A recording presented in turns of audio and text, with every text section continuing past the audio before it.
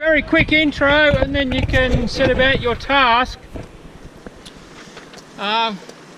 Welcome to the sunny south coast, where I spoke the other day about roughly about the shape of the Sydney Basin. You have if I can find the right page, you have a pseudo cross section through the basin on page 6. We've come from pretty much the northern edge of the basin at Newcastle, and we've come down through Sydney, and we're not too far south of Wollongong. Now there's no specific names mentioned there, but southwestern Sydney Basin is marked on this side. So can anyone venture an answer to the question, what have we been doing with regards to the age of the rocks as we've been heading south?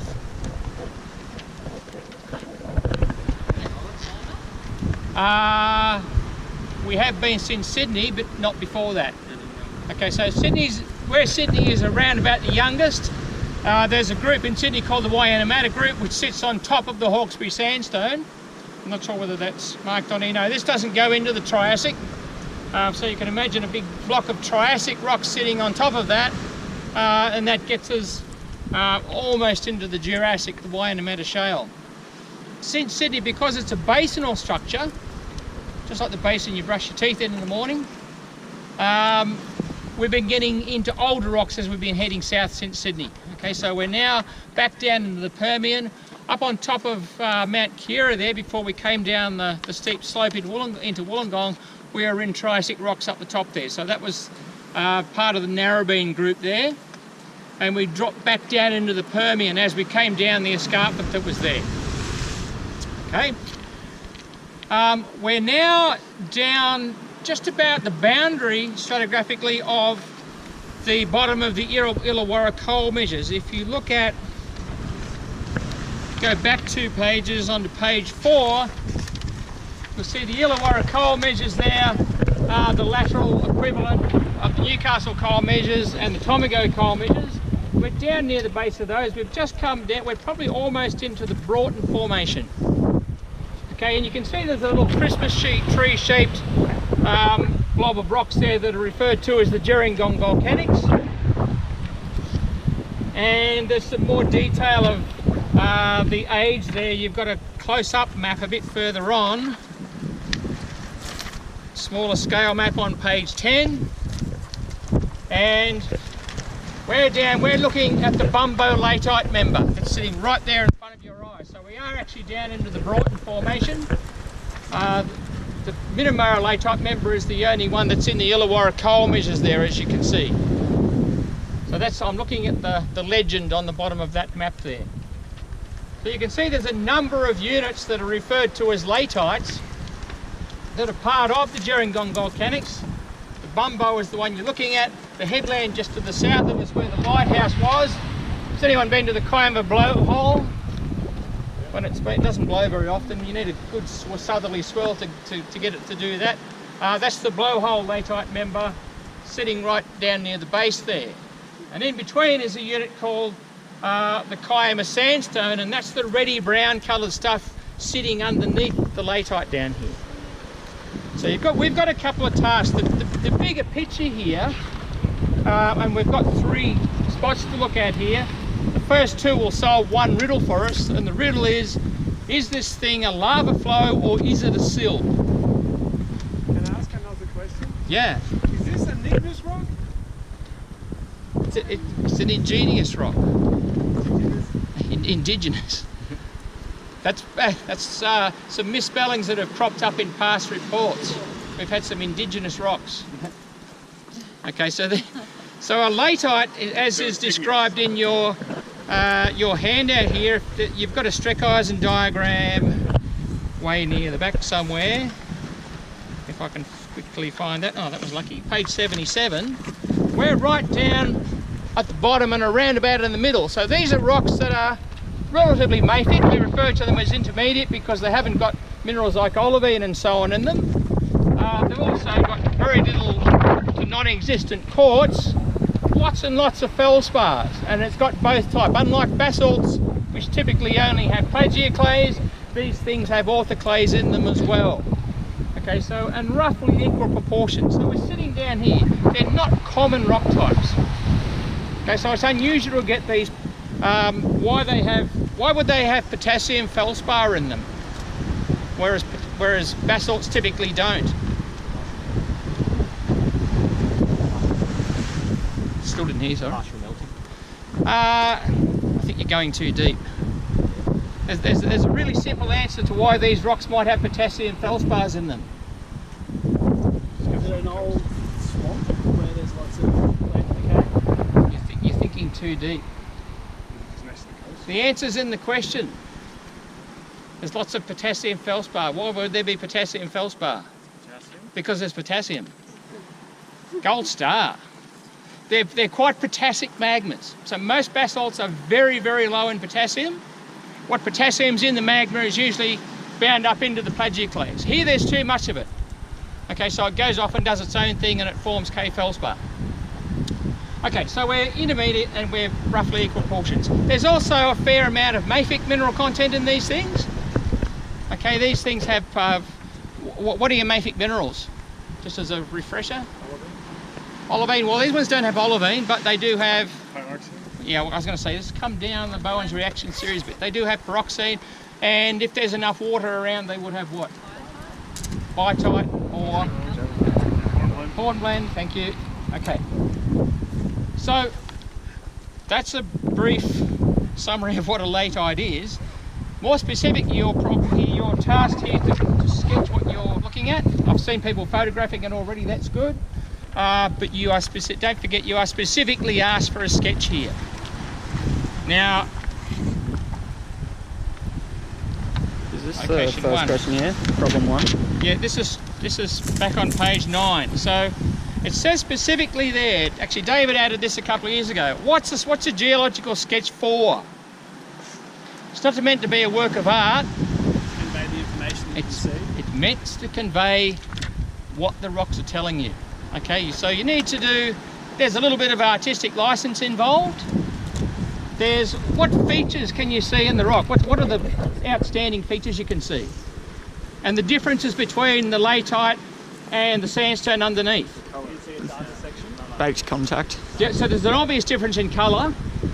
Be wary of weathering. Now you see the material up there as an orangey khaki brown, but that's not the natural colour of the rocks. If you look down a bit further, where the rocks are a bit fresher, it's a grey colour. Okay, so just be wary of the recent weathering. The rocks down underneath are red all the way through. Okay, so it's obviously a difference in colour. Someone's already just said to me, in fact I showed you the photo the other day, the latite actually darkens towards the bottom. Okay, so the grey goes into a darker grey. What else? All the white stripes. Okay, down in the red rock underneath, you can see white veins of material. Now, you can't sample those from here, but I can tell you that they're calcite. In fact, you'll see some examples of that at our second stop around the corner here. Okay, so there's veining in the material underneath. What about the structure of the rock itself? Bedding. Green size. Okay, you can see bedding down here. Grain size you probably can't see. They're both pretty fine. You can see some cobbles down there. So it's a sandstone, but you can see some little gravelly layers that are in there. Even within a lot of the layers in between the main gravelly areas, you do have a couple of small like pebbles and whatnot. Yeah, so there's quite a few pebbly layers in there. But it also is well bedded is the important point. And fairly fine. It's sort of almost getting towards laminations. What's the difference between bedding and lamination? Yeah, excellent. Gold star. Laminations are basically bedding that's smaller than 1 centimetre in scale. Okay, I'd probably still call that bedding, but it's a bit hard to pick from here. Is there bedding in the stuff up above? Massive. No. Why not? And why not? Because it's ingenious. Yeah. It happened Or indigenous. No. It's igneous. Okay, so it's either a sill or a flow. We've already established that because of its composition. further around, you'll get a closer up look at what that rock looks like. You will see big phenocrysts of feldspars in it. So it's big crystals sitting in a fine grained ground mass. What's the word for that texture? Porphyritic? Excellent, porphyritic. Okay, of course you can't see that here, so don't try and sketch that here.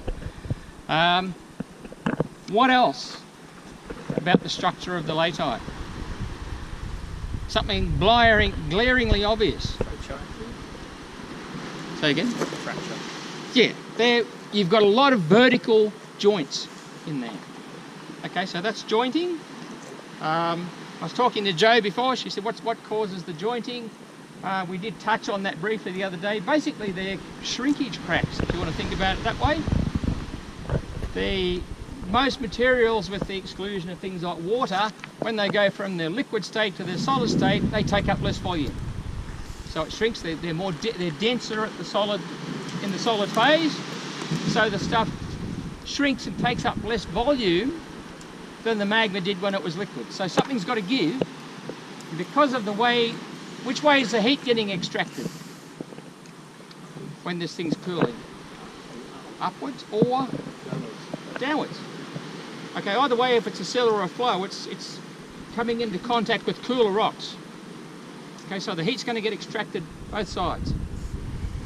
And these shrinkage cracks, or joints, which is a better name for them, form perpendicular to the cooling surface. And they form in a lot of directions perpendicular to the cooling surface. If you think about that, cooling surface is a horizontal in this case. Okay, you can see that with your own eyes.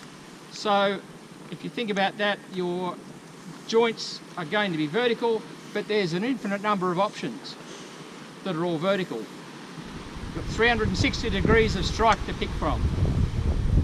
They tend to, it's the same principle as mud cracks that that form when mud dries.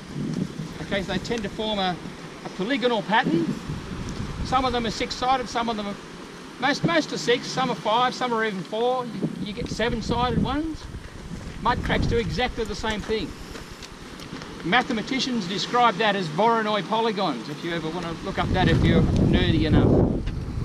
Okay, so and that's why these things form six-sided or five-sided columns typically. You'll see them more in 3 dimensions over the other side of the quarry. These ones are quite big. Any ideas what do you think the size of the physical size of the columns might be related to? How quickly they cool? Yeah. There's something that's more overriding than that. Chemical composition? The pressure they cool under.